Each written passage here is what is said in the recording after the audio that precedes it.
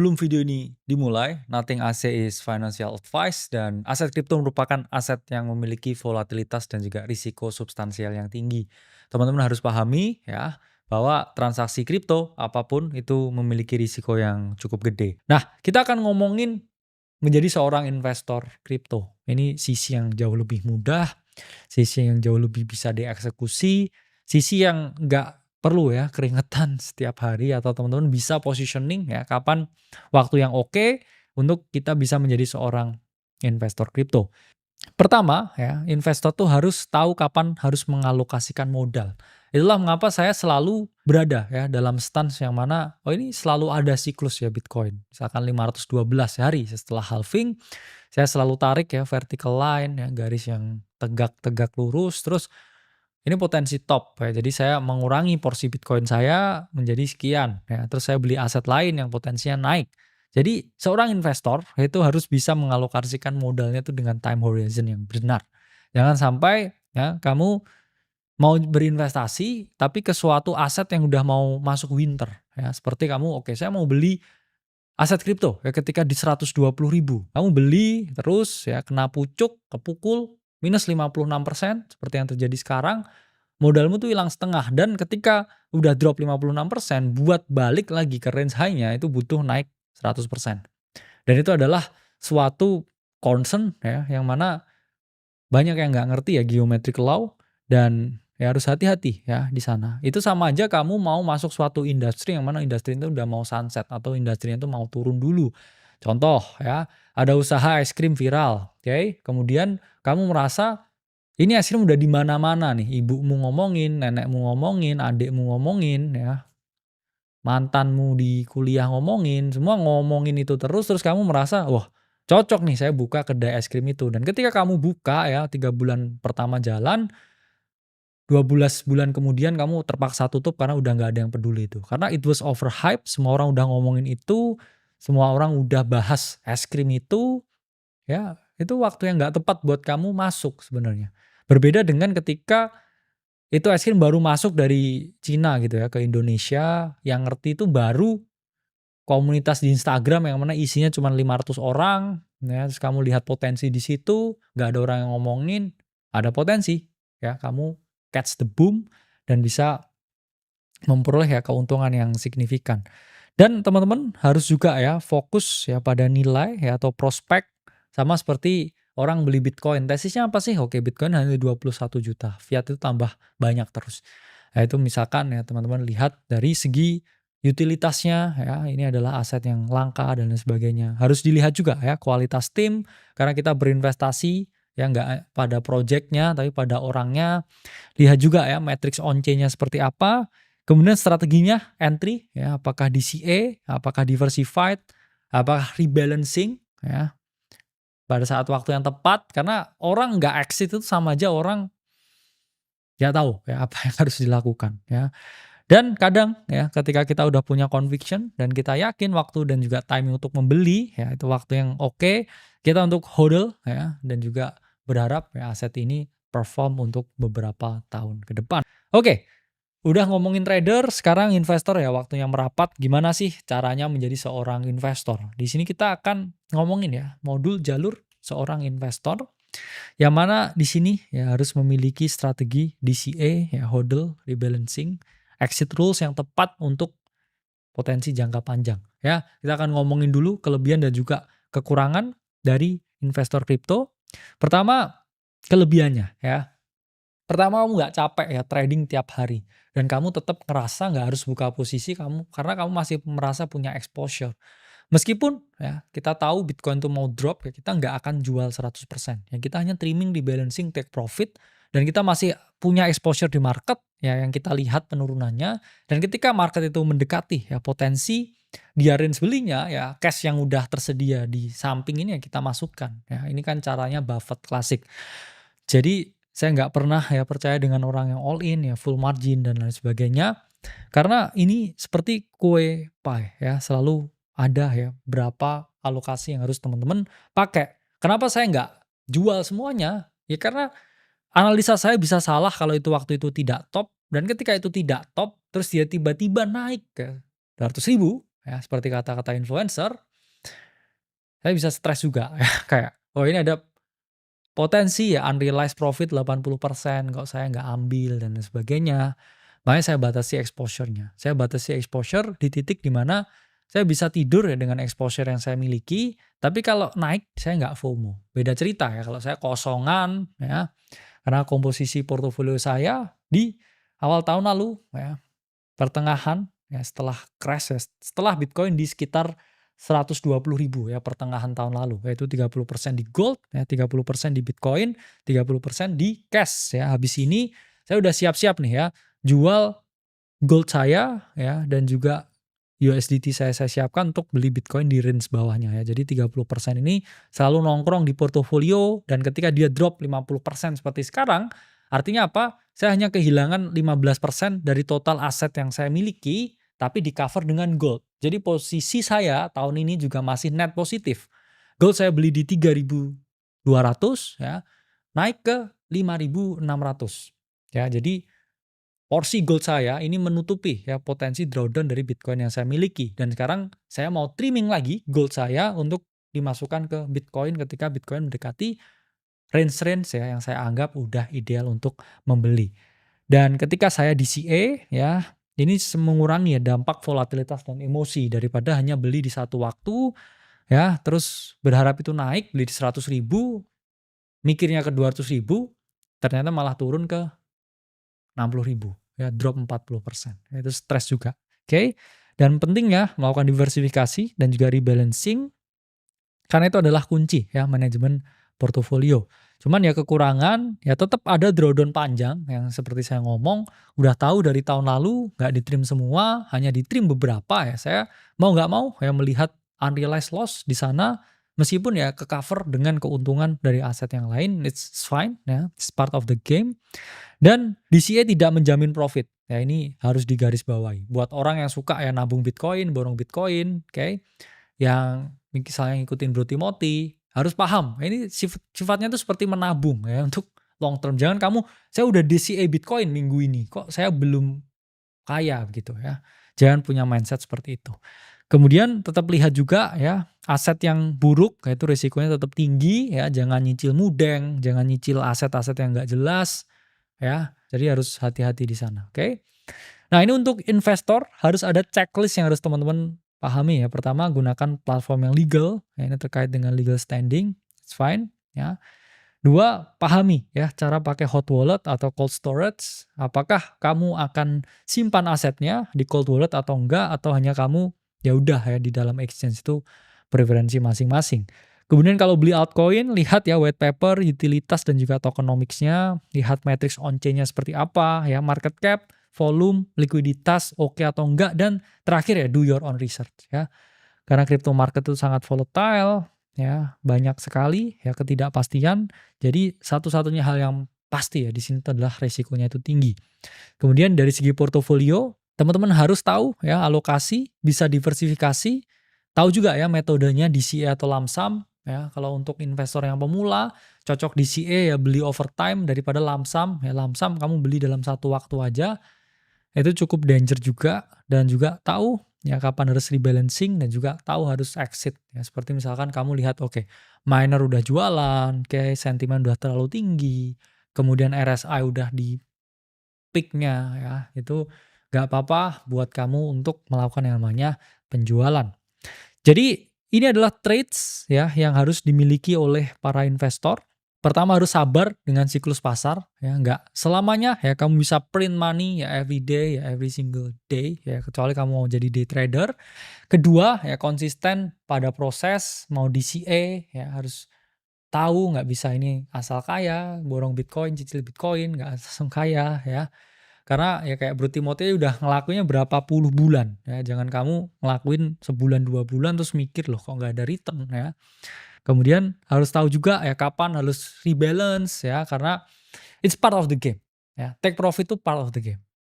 Dan harus punya exit plan yang jelas.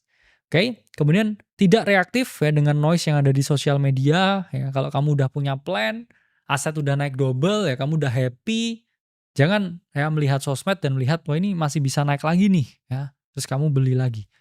Oke, percaya ke analisa masing-masing.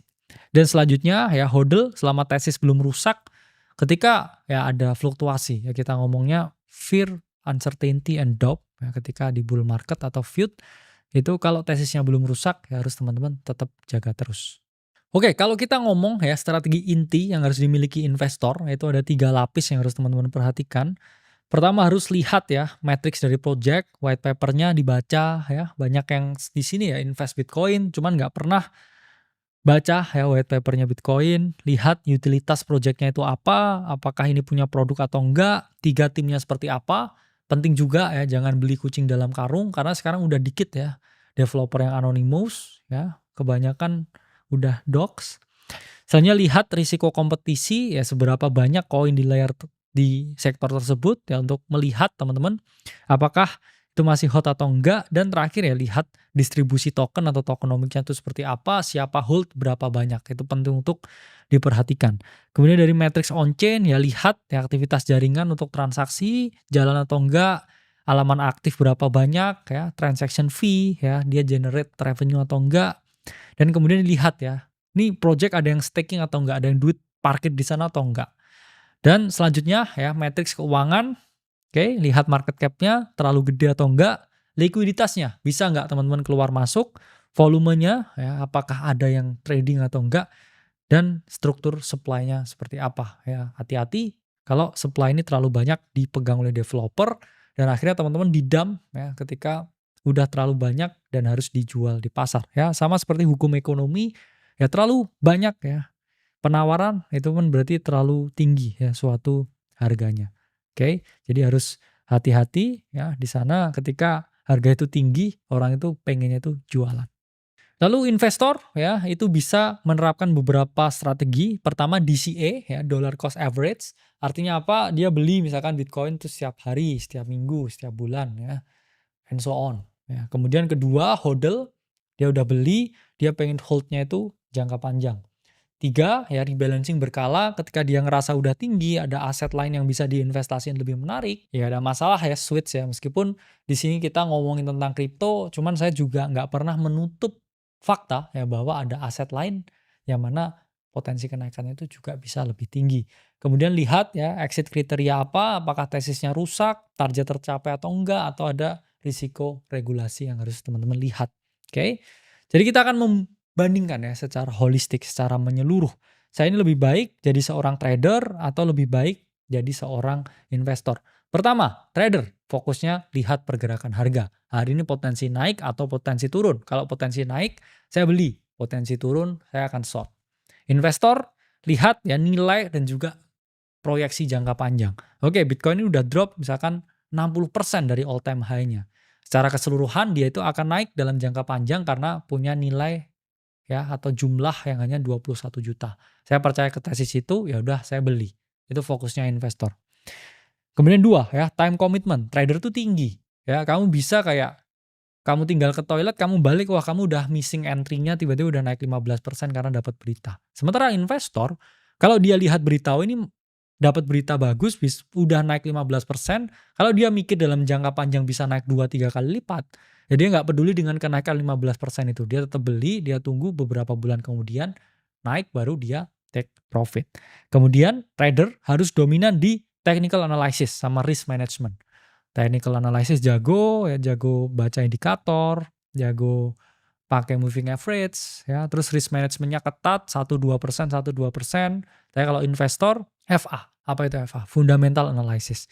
Lihat bahwa oke ini fundamentalnya seperti apa, suatu project itu ngerjain apa, ya proyeksi pendapatnya gimana. Itu yang harus dilihat.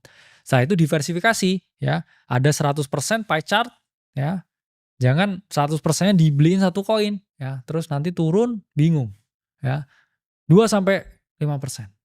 Ya, kalau kamu yakin fundamental koin ini bagus ya, dia jaringan layer 2 ya, kemudian oke lah saya diversifikasi 2-5% aset saya di sana. Kemudian dari segi risiko ya, trader tuh sangat tinggi, apalagi yang leverage trading setiap hari. Sementara investor risikonya tetap tinggi di kripto ya, tapi nggak sangat tinggi. Ya tinggi tapi tetap bisa ditata ya. Siapin dulu tabungan, ya bayar utang, ada dana darurat, oke. Terus berapa persen di kriptonya pun berapa persen ke Bitcoin, berapa persen ke altcoin. Jangan tiba-tiba punya semua duit terus dimasukkan ke satu altcoin. Kemudian risiko ya, perilaku trader itu kadang over trading ya, revenge trading. Cuman investor kadang FOMO ya, atau hodl buta. Ini penting. Kayak itu tadi ya, udah naik berapa puluh persen, udah naik 30%, beli altcoin naik 100%, dia kemakan narasi orang, nah terus dia hodl buta nggak di take profit, itu juga jangan ya. Atau misalkan hodl buta ya, beli Bitcoin di misalkan ya 50.000 ke 120.000 udah cuan banyak ya, dia lamsam, terus dibilangin ya waktunya rebalancing, terus hodl buta merasa bisa ke 200.000, rontok semua ya. Pajak ya, trader final juga sama ya, pakai exchange lokal dengan investor. Meskipun ya kadang exchange lokal ini bermasalah dengan spread harga ya, tapi we will ya getting better di sana. Trader cocok bila pertama punya waktu harian, nganggur ya, baru lulus, mau diterima kerja, baru masuk 6 bulan lagi, ya udahlah aku trading. It's fine. 2, tahan stres ya, tetap bisa floating ya, PNL naik turun tapi tetap bisa nonton Netflix dengan santai, itu buat kamu. 3, disiplin sama aturan ya. Oke, saya beli di 10, cut loss di 0,8. Turun nih, ya udah saya cut loss. Itu nggak apa-apa kamu jadi trader. Dan siap belajar technical dan juga risk management yang lebih serius. Selanjutnya investor ya, cocok kalau lebih suka riset daripada eksekusi yang cepat ya, nunggu tesis jangka panjang. Kemudian pengen bangun posisi berkala, conviction belum kebangun 100%, ya udahlah aku beli 10% dulu. Nggak masalah. Lalu nyaman dengan volatilitas jangka panjang ya, investor itu kan kadang ya, kayak kemarin pun ya, investor saham ada MSCI jebret ya, sehari drop 20%, 30%. Nggak masalah juga ya, karena semua aset tuh volatile ya, jangan hanya maunya naik doang ya. Makanya penting untuk melakukan risk management dan juga diversification. Lalu ya, kadang ada waktunya orang itu jadi investor, jadi trader. Saya kan selalu ngomong ya, dalam siklus kripto 4 tahun nih ya, 3 tahun itu naik, setahun itu turun. Ya, 3 tahun naik lagi, setahun turun lagi. Kamu bisa 3 tahun ini kamu jadi investor, buy and hold, terus ketika waktunya rebalance, kamu take profit, kamu rebalance. Nah, ketika bear market sekarang, kamu short the market dan juga kamu trading harian. Nah, ini yang pendekar nih.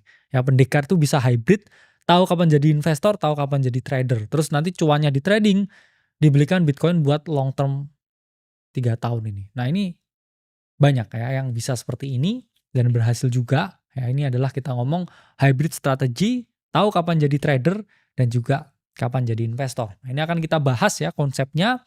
Pendekatan hybrid ini itulah orang yang tahu dan bisa menempatkan diri kapan jadi trader, kapan jadi seorang investor.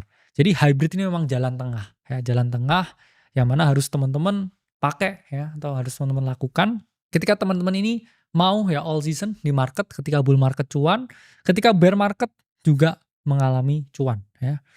Pendekatan hybrid itu cocok untuk investasi jangka panjang, yang mana adalah 70% modal yang kita miliki, sementara sebagian kecil ya modal 30% itu bisa teman-teman tradingkan.